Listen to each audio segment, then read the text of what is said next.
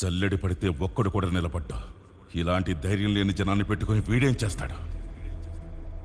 అవును సార్, మీరన్నట్టే మాకు ధైర్యం ఉండేది కాదు, శక్తి ఉండేది కాదు, నమ్మకము ఉండేది కాదు.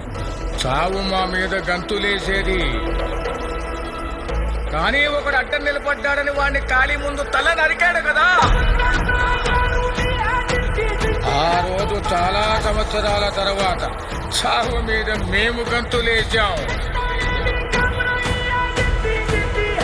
వాడు కత్తి విసిరిన వేగానికి ఒక గాలి పుట్టింది సార్.